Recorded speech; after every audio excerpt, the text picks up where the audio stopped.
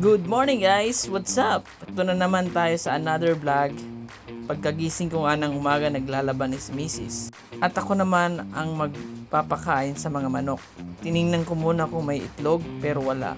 Kaya agad ako nagpainom ng tubig at may vitamins na halo. Ito'y para masiguro na healthy at malusog ang mga iniinom ng aking mga manok. At syempre itong pampakain natin na pangpaitlog. Bali guys, ito pala ay kaber. At ngayong araw ay magpapalit ako ng kanilang beddings gamit ang apa. Kasi nga po maganda ito na pansapin at walang amoy. Lalo na po ngayong tag-ulan. Pero bago ang lahat, punta muna po tayo sa bula upang kunin yung pala. Kasi nga po nagko-construction kami doon at nandoon yung mga gamit kagaya ng pala at iba pa.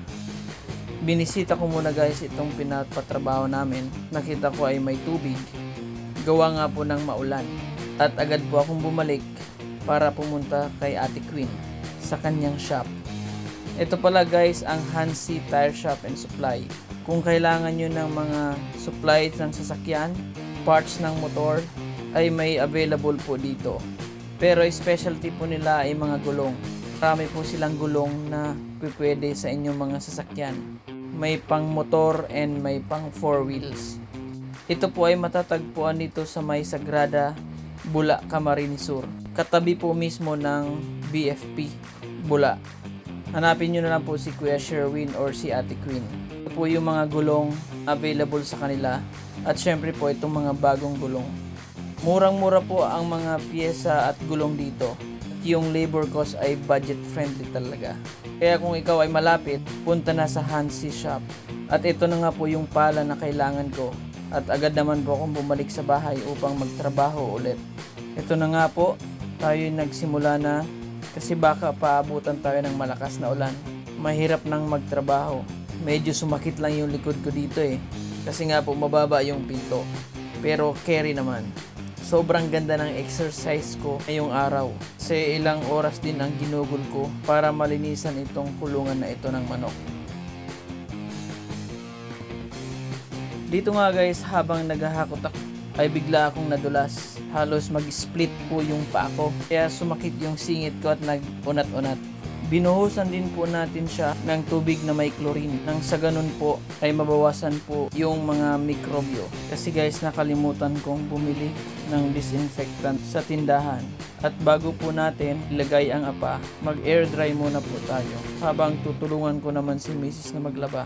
At ako nga po ay naghugas na ng kamay at paa para to the rescue kay Mrs. Mag-igib ng tubig at magkusot ng mga damit. Kasi nga po, halos ng mga damit dito ay sa akin. At may malaking kumot at beddings, kaya mabigat po siyang labhan. Ito na nga yung tinatawag na buhay may asawa. Pero alam ko kulang pa ito, lalo na siguro kung may anak kami.